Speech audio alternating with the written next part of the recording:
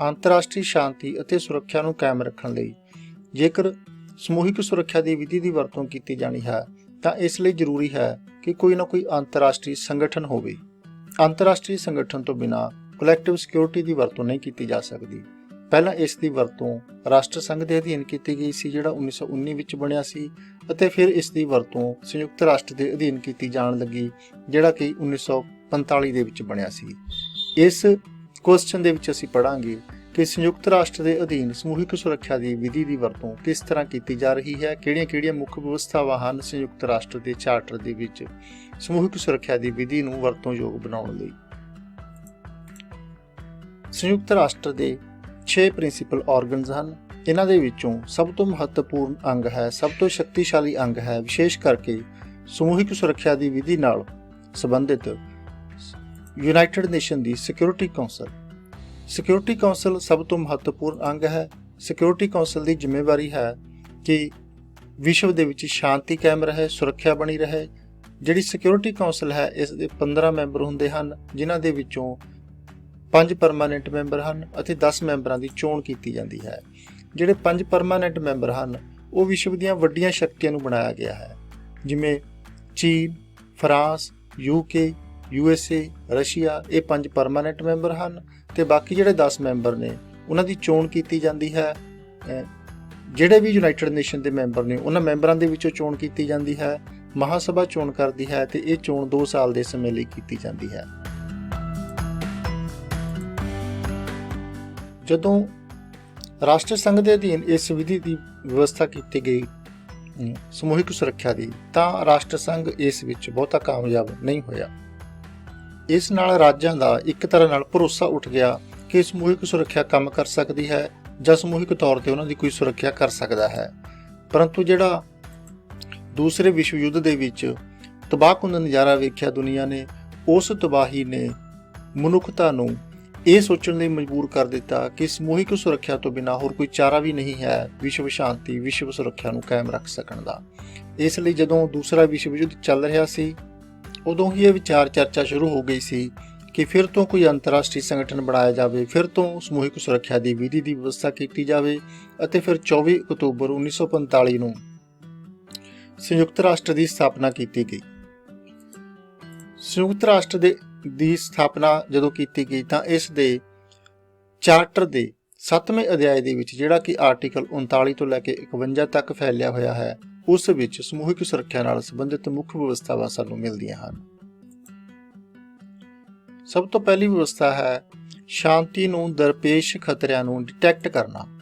ਸੁਰੱਖਿਆ ਪਰਿਸ਼ਦ ਦੀ ਜ਼ਿੰਮੇਵਾਰੀ ਹੈ ਕਿ ਉਹ ਧਿਆਨ ਰੱਖੇ ਕਿ ਕੋਈ ਇਸ ਤਰ੍ਹਾਂ ਦੇ ਹਾਲਾਤ ਬਣਦੇ ਜਾ ਰਹੇ ਹਨ, ਕੋਈ ਇਸ ਤਰ੍ਹਾਂ ਦਾ ਯੁੱਧ ਛਿੜਿਆ ਹੈ ਜਾਂ ਛਿੜਨ ਵਾਲਾ ਹੈ ਜਾਂ ਛਿੜ ਸਕਦਾ ਹੈ, ਜਿਸ ਨਾਲ ਵਿਸ਼ਵ ਸ਼ਾਂਤੀ ਅਤੇ ਸੁਰੱਖਿਆ ਨੂੰ ਖਤਰਾ ਹੈ। ਅਤੇ ਜਦੋਂ ਇਹ ਨਿਰਧਾਰਿਤ ਹੋ ਜਾਂਦਾ ਹੈ ਕਿ ਹਾਂ ਵਿਸ਼ਵ ਸ਼ਾਂਤੀ ਨੂੰ ਇਸ ਸਮੇਂ ਖਤਰਾ ਹੈ, ਤਾਂ ਸੁਰੱਖਿਆ ਪਰਿਸ਼ਦ ਕੋਲ ਹੀ ਇਹ ਅਥਾਰਟੀ ਹੈ, ਉਹ ਤੈਅ ਕਰ ਸਕਦੀ ਹੈ ਕਿ ਇਸ ਮਸਲੇ ਨਾਲ ਨਜਿੱਠਣ ਲਈ ਕਿਹੜੇ-ਕਿਹੜੇ ਸਟੈਪ ਚੁੱਕੇ ਜਾਣੇ ਚਾਹੀਦੇ ਹਨ ਸੰਯੁਕਤ ਰਾਸ਼ਟਰ ਦੁਆਰਾ, ਸੰਯੁਕਤ ਰਾਸ਼ਟਰ ਦੇ ਮੈਂਬਰ ਰਾਜਾਂ ਦੁਆਰਾ। ਜਦੋਂ ਸੁਰੱਖਿਆ ਪਰਿਸ਼ਦ ਇਸ ਸਿੱਟੇ ਤੇ ਪਹੁੰਚ ਜਾਂਦੀ ਹੈ ਕਿ ਹਾਂ ਵਿਸ਼ਵ ਸ਼ਾਂਤੀ ਤੇ ਸੁਰੱਖਿਆ ਨੂੰ ਕੋਈ ਖਤਰਾ ਹੈ, ਤਾਂ ਸਭ ਤੋਂ ਪਹਿਲੀ ਉਹਦੀ ਜ਼ਿੰਮੇਵਾਰੀ ਹੈ ਉਹ ਸਟੈਪ ਚੁੱਕਣਾ ਤਾਂ ਕਿ ਸਥਿਤੀ ਨੂੰ ਹੋਰ ਵਿਗੜਨ ਤੋਂ ਰੋਕਿਆ ਜਾ ਸਕੇ। ਇਸ ਲਈ ਜਿੰਨਾ ਚਿਰ ਸੁਰੱਖਿਆ ਪਰਿਸ਼ਦ ਕੋਈ ਹੋਰ ਫੈਸਲਾ ਨਹੀਂ ਕਰਦੀ ਕਿ ਯੂਨਾਈਟਿਡ ਨੇਸ਼ਨ ਨੇ ਕਿਹੜੀ ਕਾਰਵਾਈ ਕਰਨੀ ਹੈ, ਤਾਂ ਸੁਰੱਖਿਆ ਪਰਿਸ਼ਦ ਉਹਨਾਂ ਚਿਰ ਜਿਹੜੀਆਂ ਲੜ ਰਹੀਆਂ ਧਿਰਾਂ ਨੇ ਉਹਨਾਂ ਨੂੰ ਕੋਈ ਤੁਰੰਤ ਕਾਰਵਾਈ ਕਰਨ ਲਈ ਕਹਿ ਸਕਦੀ ਹੈ, ਜਿਵੇਂ ਕਿ ਉਹਨਾਂ ਨੂੰ ਗੋਲੀਬੰਦੀ ਲਈ ਕਹਿ ਸਕਦੀ ਹੈ, ਯੁੱਧਬੰਦੀ ਲਈ ਕਹਿ ਸਕਦੀ ਜਾਂ ਹੋਰ ਕੋਈ ਨਿਰਦੇਸ਼ ਦੇ ਸਕਦੀ ਹੈ। ਅਤੇ ਇਹ ਵੇਖਣਾ ਵੀ ਸੁਰੱਖਿਆ ਪਰਿਸ਼ਦ ਦੀ ਜ਼ਿੰਮੇਵਾਰੀ ਹੁੰਦੀ ਹੈ ਕਿ ਜਿਹੜੇ ਨਿਰਦੇਸ਼ ਸੰਬੰਧਿਤ ਧਿਰਾਂ ਨੂੰ ਦਿੱਤੇ ਗਏ ਹਨ ਉਹਨਾਂ ਦੀ ਪੂਰੀ ਤਰ੍ਹਾਂ ਨਾਲ ਪਾਲਣਾ ਵੀ ਕੀਤੀ ਜਾ ਰਹੀ ਹੋਵੇ। ਸੁਰੱਖਿਆ ਪਰਿਸ਼ਦ ਜਿਹੜੀ ਕਾਰਵਾਈ ਕਰਦੀ ਹੈ ਕਿਸੇ ਹਮਲਾਵਰ ਰਾਜ ਦੇ ਵਿਰੁੱਧ, ਉਹ ਪਹਿਲਾਂ ਹਲਕੀ ਕਾਰਵਾਈ ਤੋਂ ਸ਼ੁਰੂ ਕੀਤੀ ਜਾ ਸਕਦੀ ਹੈ। ਆਰਟੀਕਲ 41 ਦੇ ਵਿੱਚ ਕਿਹਾ ਗਿਆ ਹੈ ਕਿ ਸੈਨਿਕ ਸ਼ਕਤੀ ਦੇ ਪ੍ਰਯੋਗ ਤੋਂ ਬਿਨਾਂ ਹੋਰ ਕਿਹੜੇ-ਕਿਹੜੇ ਸਟੈਪ ਨੇ ਜਿਹੜੇ ਹਮਲਾਵਰ ਰਾਜ ਵਿਰੁੱਧ ਚੁੱਕੇ ਜਾ ਸਕਦੇ ਹਨ ਮੈਂਬਰ ਰਾਜਾਂ ਦੁਆਰਾ। ਉਹ ਸਟੈਪ ਹਨ ਉਸ ਰਾਜ ਨਾਲੋਂ ਆਰਥਿਕ ਸੰਬੰਧ ਤੋੜਨੇ, ਉਸ ਰਾਜ ਨਾਲੋਂ ਸੰਚਾਰ ਸੰਬੰਧ ਤੋੜ ਲੈਣੇ, ਆਵਾਜਾਈ ਦੇ ਸੰਬੰਧ ਤੋੜ ਲੈਣੇ, ਅਤੇ ਉਸ ਰਾਜ ਨਾਲੋਂ ਕੂਟਨੀਤਿਕ ਸੰਬੰਧ ਡਿਪਲੋਮੈਟਿਕ ਰਿਲੇਸ਼ਨ ਤੋੜ ਲੈਣੇ। ਜੇਕਰ ਸੁਰੱਖਿਆ ਪਰਿਸ਼ਦ ਨੂੰ ਲੱਗੇ ਕਿ ਹਮਲਾਵਰ ਰਾਜ ਤੇ ਛੋਟੇ ਸਟੈਪਸ ਦਾ ਕੋਈ ਪ੍ਰਭਾਵ ਨਹੀਂ ਪਿਆ, ਉਸ ਨਾਲ ਸੰਬੰਧ ਤੋੜਨ ਦਾ ਕੋਈ ਪ੍ਰਭਾਵ ਨਹੀਂ ਪਿਆ, ਉਹ ਹਮਲੇ ਫਿਰ ਵੀ ਜਾਰੀ ਰੱਖ ਰਿਹਾ ਹੈ, ਤਾਂ ਸੁਰੱਖਿਆ ਪਰਿਸ਼ਦ ਇਹ ਫੈਸਲਾ ਕਰ ਸਕਦੀ ਹੈ ਕਿ ਹੁਣ ਇਸ ਰਾਜ ਦੇ ਵਿਰੁੱਧ ਸੈਨਿਕ ਕਾਰਵਾਈ ਕੀਤੀ ਜਾਣੀ ਹੈ ਸੰਯੁਕਤ ਰਾਸ਼ਟਰ ਦੁਆਰਾ। ਅਤੇ ਇਸ ਵਿਵਸਥਾ ਦੇ ਅਧੀਨ ਹਮਲਾਵਰ ਰਾਜ ਦੇ ਵਿਰੁੱਧ, ਦੋਸ਼ੀ ਰਾਜ ਦੇ ਵਿਰੁੱਧ ਜਲ ਸੈਨਾ, ਥਲ ਸੈਨਾ, ਹਵਾਈ ਸੈਨਾ, ਹਰ ਤਰ੍ਹਾਂ ਦੀ ਸੈਨਿਕ ਸ਼ਕਤੀ ਦੀ ਵਰਤੋਂ ਕੀਤੀ ਜਾ ਸਕਦੀ ਹੈ। ਜਦੋਂ ਇਹ ਫੈਸਲਾ ਹੋ ਜਾਂਦਾ ਹੈ ਕਿ ਕਿਸੇ ਰਾਜ ਦੇ ਵਿਰੁੱਧ ਸੈਨਿਕ ਕਾਰਵਾਈ ਕੀਤੀ ਜਾਣੀ ਹੈ, ਤਾਂ ਫਿਰ ਯੂਨਾਈਟਿਡ ਨੇਸ਼ਨ ਦੀ ਸੈਨਾ ਦਾ ਗਠਨ ਕੀਤਾ ਜਾਂਦਾ ਹੈ, ਕਿਉਂਕਿ ਯੂਨਾਈਟਿਡ ਨੇਸ਼ਨ ਦੀ ਆਪਣੀ ਕੋਈ ਸਥਾਈ ਸੈਨਾ ਨਹੀਂ ਹੈ। ਸੰਯੁਕਤ ਰਾਸ਼ਟਰ ਦੀ ਸੁਰੱਖਿਆ ਪਰਿਸ਼ਦ ਇਹ ਤੈਅ ਕਰਦੀ ਹੈ ਕਿ ਕਿਹੜਾ ਮੈਂਬਰ ਰਾਜ ਕਿੰਨੀ ਸੈਨਿਕ ਸਹਾਇਤਾ ਦੇਵੇਗਾ, ਕਿੰਨੀਆਂ ਸੈਨਿਕ ਟੁਕੜੀਆਂ ਕੋਈ ਰਾਜ ਭੇਜੇਗਾ। ਜਿੰਨਾ ਸੁਰੱਖਿਆ ਪਰਿਸ਼ਦ ਜ਼ਿੰਮੇਵਾਰੀ ਲਾਉਂਦੀ ਹੈ, ਉਨੀਆਂ ਸੁਰੱਖਿਆ ਸੇਵਾਵਾਂ ਪ੍ਰਦਾਨ ਕਰਨੀਆਂ ਯੂਨਾਈਟਿਡ ਨੇਸ਼ਨ ਨੂੰ ਉਸ ਮੈਂਬਰ ਰਾਜ ਦੀ ਜ਼ਿੰਮੇਵਾਰੀ ਬਣ ਜਾਂਦੀ ਹੈ। ਅਤੇ ਸੈਨਿਕ ਸਹਾਇਤਾ ਦੇਣ ਤੋਂ ਬਿਨਾਂ ਹਰ ਰਾਜ ਦੀ ਇਹ ਜ਼ਿੰਮੇਵਾਰੀ ਵੀ ਹੁੰਦੀ ਹੈ ਕਿ ਸੁਰੱਖਿਆ ਸੇਨਾਵਾਂ ਨੂੰ ਜਿਹੜੀਆਂ ਹੋਰ ਸਹੂਲਤਾਂ ਦੀ ਜ਼ਰੂਰਤ ਪਵੇਗੀ, ਜਿਵੇਂ ਕਿਸੇ ਰਾਜ ਦੇ ਵਿੱਚੋਂ ਤੇਲ ਭਰਵਾਉਣ ਦੀ ਜ਼ਰੂਰਤ ਪੈ ਸਕਦੀ ਹੈ, ਕਿਸੇ ਰਾਜ ਦੀ ਬੰਦਰਗਾਹ ਦੀ ਜ਼ਰੂਰਤ ਪੈ ਸਕਦੀ ਹੈ, ਕਿਸੇ ਰਾਜ ਦੇ ਵਿੱਚੋਂ ਲਾਂਘੇ ਦੀ ਜ਼ਰੂਰਤ ਪੈ ਸਕਦੀ ਹੈ, ਸੁਰੱਖਿਆ ਸੇਨਾਵਾਂ ਨੂੰ ਇਹ ਸਾਰੀਆਂ ਸਹੂਲਤਾਂ ਵੀ ਸਾਰੇ ਮੈਂਬਰ ਰਾਜ ਪ੍ਰੋਵਾਈਡ ਕਰਨ ਲਈ ਜ਼ਿੰਮੇਵਾਰ ਨੇ। ਸਮੂਹਿਕ ਸੁਰੱਖਿਆ ਦੀਆਂ ਗਤੀਵਿਧੀਆਂ ਨੂੰ, ਪੂਰੀ ਕਾਰਵਾਈ ਨੂੰ ਸੁਰੱਖਿਆ ਪਰਿਸ਼ਦ ਚਲਾਉਂਦੀ ਹੈ, ਪਰੰਤੂ ਸੁਰੱਖਿਆ ਪਰਿਸ਼ਦ ਦੇ ਕੇਵਲ 15 ਮੈਂਬਰ ਨੇ, ਯੂਨਾਈਟਿਡ ਨੇਸ਼ਨ ਦੇ 193 ਮੈਂਬਰ ਨੇ। ਕਿਹੜਾ ਰਾਜ ਕਿੰਨੀ ਸੁਰੱਖਿਆ ਸੈਨਾ ਪ੍ਰਦਾਨ ਕਰੇਗਾ ਇਹ ਵੀ ਸੁਰੱਖਿਆ ਪਰਿਸ਼ਦ ਤੈਅ ਕਰਦੀ ਹੈ, ਪਰੰਤੂ ਸੈਨਿਕ ਯੋਗਦਾਨ ਦੇਣਾ ਸਾਰੇ ਰਾਜਾਂ ਦੀ ਜ਼ਿੰਮੇਵਾਰੀ ਹੈ, ਚਾਹੇ ਉਹ ਸੁਰੱਖਿਆ ਪਰਿਸ਼ਦ ਦੇ ਮੈਂਬਰ ਹੋਣ ਜਾਂ ਨਾ ਹੋਣ। ਜੇ ਉਹ ਯੂਨਾਈਟਿਡ ਨੇਸ਼ਨ ਦੇ ਮੈਂਬਰ ਨੇ ਤਾਂ ਉਹਨਾਂ ਰਾਜਾਂ ਦੀ ਜ਼ਿੰਮੇਵਾਰੀ ਹੈ ਕਿ ਉਹ ਸੁਰੱਖਿਆ ਸੇਨਾਵਾਂ ਦੇ ਵਿੱਚ ਆਪਣਾ ਯੋਗਦਾਨ ਪਾਉਣਗੇ। ਇਸ ਲਈ ਜਦੋਂ ਜਿਹੜੇ ਰਾਜਾਂ ਨੇ ਸੈਨਿਕ ਯੋਗਦਾਨ ਪਾਇਆ ਹੋਵੇ, ਜਦੋਂ ਉਹਨਾਂ ਰਾਜਾਂ ਦੀ ਸੈਨਾ ਨੂੰ ਕਿਤੇ ਵਰਤੇ ਜਾਣ ਦਾ ਫੈਸਲਾ ਕਰਨਾ ਹੋਵੇ, ਸੁਰੱਖਿਆ ਪਰਿਸ਼ਦ ਨੇ ਉਹਨਾਂ ਰਾਜਾਂ ਨੂੰ ਹੱਕ ਹੁੰਦਾ ਹੈ ਆਰਟੀਕਲ 44 ਦੇ ਤਹਿਤ ਕਿ ਉਹ ਸੁਰੱਖਿਆ ਪਰਿਸ਼ਦ ਦੀ ਮੀਟਿੰਗ ਦੇ ਵਿੱਚ ਹਾਜ਼ਰ ਹੋ ਸਕਦੇ ਨੇ, ਬੇਸ਼ੱਕ ਉਹ ਸੁਰੱਖਿਆ ਪਰਿਸ਼ਦ ਦੇ ਮੈਂਬਰ ਨਾ ਵੀ ਹੋਣ ਉਸ ਸਮੇਂ। ਯੂਨਾਈਟਿਡ ਨੇਸ਼ਨ ਚਾਰਟਰ ਨੇ ਰਾਜਾਂ ਦੀ ਜ਼ਿੰਮੇਵਾਰੀ ਲਗਾਈ ਹੈ ਕਿ ਜਦੋਂ ਕਿਸੇ ਰਾਜ ਦੇ ਵਿਰੁੱਧ ਸੈਨਿਕ ਸ਼ਕਤੀ ਦੀ ਵਰਤੋਂ ਕੀਤੇ ਜਾਣ ਦਾ ਫੈਸਲਾ ਹੋ ਜਾਵੇ, ਤਾਂ ਸਾਰੇ ਰਾਜ ਆਪੋ ਆਪਣੀਆਂ ਹਵਾਈ ਸੈਨਾ ਦੀਆਂ ਟੁਕੜੀਆਂ ਤਿਆਰ ਰੱਖਣਗੇ ਅਤੇ ਤੁਰੰਤ ਉਪਲਬਧ ਕਰਵਾਉਣਗੇ ਯੂਨਾਈਟਿਡ ਨੇਸ਼ਨ ਨੂੰ, ਕਿਉਂਕਿ ਤੁਰੰਤ ਕਾਰਵਾਈ ਹੈ ਜਿਹੜੀ ਉਹ ਹਵਾਈ ਸੈਨਾ ਦੁਆਰਾ ਹੀ ਕੀਤੀ ਜਾ ਸਕਦੀ ਹੈ। ਇਹਨਾਂ ਸੈਨਿਕ ਟੁਕੜੀਆਂ ਦੀ ਵਰਤੋਂ ਕਿਵੇਂ ਕੀਤੀ ਜਾਣੀ ਹੈ, ਇਹ ਸਿਕਿਉਰਿਟੀ ਕੌਂਸਲ ਤੈਅ ਕਰਦੀ ਹੈ, ਅਤੇ ਸਿਕਿਉਰਿਟੀ ਕੌਂਸਲ ਨੂੰ ਟੈਕਨੀਕਲੀ ਸਹਾਇਤਾ ਕਰਨ ਲਈ ਇੱਕ ਮਿਲਟਰੀ ਸਟਾਫ ਕਮੇਟੀ ਬਣਦੀ ਹੈ, ਜਿਹੜੀ ਉਹ ਇਸ ਸੰਬੰਧੀ ਗਾਈਡ ਕਰਦੀ ਹੈ, ਰਣਨੀਤੀ ਬਣਾਉਂਦੀ ਹੈ। ਯੂਨਾਈਟਿਡ ਨੇਸ਼ਨ ਦੀ ਸੁਰੱਖਿਆ ਪਰਿਸ਼ਦ ਸੈਨਿਕ ਕਾਰਵਾਈ ਦਾ ਸੰਚਾਲਨ ਕਰਦੀ ਹੈ। ਸੁਰੱਖਿਆ ਪਰਿਸ਼ਦ ਨੂੰ ਸਲਾਹ ਅਤੇ ਸਹਾਇਤਾ ਦੇਣ ਲਈ ਇੱਕ ਮਿਲਟਰੀ ਸਟਾਫ ਕਮੇਟੀ ਦਾ ਗਠਨ ਕੀਤਾ ਜਾਂਦਾ ਹੈ।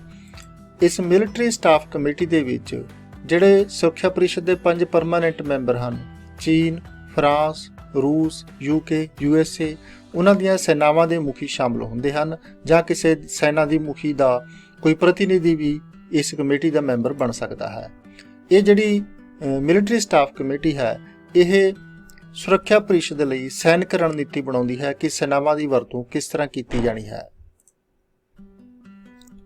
ਸੁਰੱਖਿਆ ਪਰਿਸ਼ਦ ਹੀ ਇਹ ਤੈਅ ਕਰਦੀ ਹੈ ਕਿ ਅੰਤਰਰਾਸ਼ਟਰੀ ਸ਼ਾਂਤੀ ਅਤੇ ਸੁਰੱਖਿਆ ਨੂੰ ਬਣਾ ਕੇ ਰੱਖਣ ਲਈ ਕਿਹੜਾ ਰਾਜ ਕਿਹੜਾ ਸਟੈਪ ਚੁੱਕੇਗਾ, ਅਤੇ ਕਿਹੜਾ ਸਟੈਪ ਹੈ ਜਿਹੜਾ ਸਾਰੇ ਰਾਜਾਂ ਦੁਆਰਾ ਚੁੱਕਿਆ ਜਾਵੇਗਾ।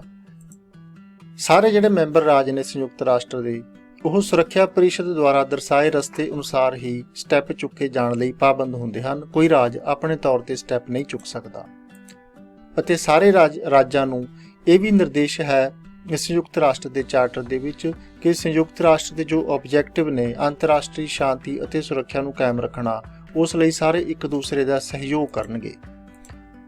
ਅਤੇ ਸੰਯੁਕਤ ਰਾਸ਼ਟਰ ਨੇ ਜਿਹੜੇ ਸਟੈਪ ਚੁੱਕੇ ਨੇ, ਉਹਨਾਂ ਦਾ ਹੋ ਸਕਦਾ ਹੈ ਕਿਸੇ ਹੋਰ ਰਾਜ ਤੇ ਵੀ ਕੋਈ ਪ੍ਰਭਾਵ ਪਵੇ।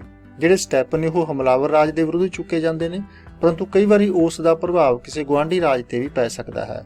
ਜਿਵੇਂ ਜੇਕਰ ਹਮਲਾਵਰ ਰਾਜ ਦੀ ਨਾਕਾਬੰਦੀ ਕੀਤੀ ਗਈ ਹੋਵੇ ਉਸ ਨਾਲ ਵਪਾਰ ਖਤਮ ਕਰਨ ਲਈ, ਵਪਾਰ ਬੰਦ ਕਰਨ ਲਈ, ਤਾਂ ਹੋ ਸਕਦਾ ਹੈ ਕਿਸੇ ਉਸ ਦੇ ਕਿਸੇ ਗੁਆਂਢੀ ਰਾਜ ਦੇ ਵਪਾਰ ਤੇ ਵੀ ਪ੍ਰਭਾਵ ਪੈ ਜਾਵੇ ਇਸ ਦਾ। ਉਹ ਰਾਜ ਭਾਵੇਂ ਸੰਯੁਕਤ ਰਾਸ਼ਟਰ ਦਾ ਮੈਂਬਰ ਹੋਵੇ ਭਾਵੇਂ ਨਾ ਹੋਵੇ, ਉਹ ਆਪਣੇ ਮਸਲੇ ਦਾ ਹੱਲ ਕਰਵਾਉਣ ਲਈ ਸੰਯੁਕਤ ਰਾਸ਼ਟਰ ਦੀ ਸੁਰੱਖਿਆ ਪਰਿਸ਼ਦ ਕੋਲ ਪਹੁੰਚ ਕਰ ਸਕਦਾ ਹੈ। ਸਮੂਹਿਕ ਸੁਰੱਖਿਆ ਦੇ ਅਧੀਨ ਬੇਸ਼ੱਕ ਸੰਯੁਕਤ ਰਾਸ਼ਟਰ ਰਾਜਾਂ ਦੀ ਸੁਰੱਖਿਆ ਦੀ ਜ਼ਿੰਮੇਵਾਰੀ ਆਪਣੇ ਸਿਰ ਲੈਂਦਾ ਹੈ ਕਿ ਸਾਰੇ ਰਾਜਾਂ ਦੀ ਸੁਰੱਖਿਆ ਦੀ ਜ਼ਿੰਮੇਵਾਰੀ ਮੇਰੇ ਦੁਆਰਾ ਕੀਤੀ ਜਾਵੇਗੀ, ਮੇਰੇ ਅਧੀਨ ਕੀਤੀ ਜਾਵੇਗੀ, परंतु फिर भी राज्यां दे अपने आप ਨੂੰ ਸੁਰੱਖਿਅਤ ਰੱਖਣ ਦੇ ਅਧਿਕਾਰ ਨੂੰ ਵੀ ਪ੍ਰਵਾਨ ਕੀਤਾ ਗਿਆ ਹੈ।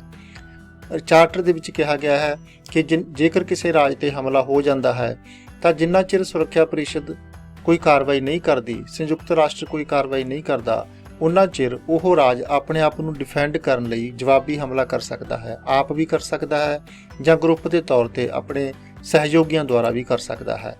ਪਰੰਤੂ ਉਸ ਰਾਜ ਦੀ ਜ਼ਿੰਮੇਵਾਰੀ ਹੋਵੇਗੀ ਕਿ ਜਿਹੜਾ ਵੀ ਉਹ ਜਵਾਬ ਦੇ ਰਿਹਾ ਹੈ ਹਮਲਾਵਰ ਰਾਜ ਨੂੰ, ਉਸ ਜਵਾਬ ਸੰਬੰਧੀ ਉਹ ਸੁਰੱਖਿਆ ਪਰਿਸ਼ਦ ਨੂੰ ਸਮੇਂ-ਸਮੇਂ ਤੇ ਜਾਣੂ ਕਰਵਾਉਂਦਾ ਰਹੇ ਅਤੇ ਰਾਜ ਵੱਲੋਂ ਆਪਣੀ ਸੁਰੱਖਿਆ ਲਈ ਜਿਹੜੇ ਵੀ ਸਟੈਪ ਚੁੱਕੇ ਜਾਣਗੇ ਉਹ ਐਡੀਸ਼ਨਲ ਹੋਣਗੇ। ਰਾਜ ਦੁਆਰਾ ਆਪਣੀ ਸੁਰੱਖਿਆ ਲਈ ਚੁੱਕੇ ਸਟੈਪਸ ਦੇ ਨਾਲ ਸੰਯੁਕਤ ਰਾਸ਼ਟਰ ਦੀ ਅਤੇ ਸੰਯੁਕਤ ਰਾਸ਼ਟਰ ਦੀ ਸੁਰੱਖਿਆ ਪਰਿਸ਼ਦ ਦੀ ਜ਼ਿੰਮੇਵਾਰੀ ਖਤਮ ਨਹੀਂ ਹੋਵੇਗੀ। ਸੰਯੁਕਤ ਰਾਸ਼ਟਰ ਅਤੇ ਇਸ ਦੀ ਸੁਰੱਖਿਆ ਪਰਿਸ਼ਦ ਸਮੂਹਿਕ ਤੌਰ ਤੇ ਉਸ ਰਾਜ ਦੀ ਸੁਰੱਖਿਆ ਕਰਨ ਲਈ ਆਪਣੀ ਜ਼ਿੰਮੇਵਾਰੀ ਨਿਭਾਉਂਦੇ ਰਹਿਣਗੇ।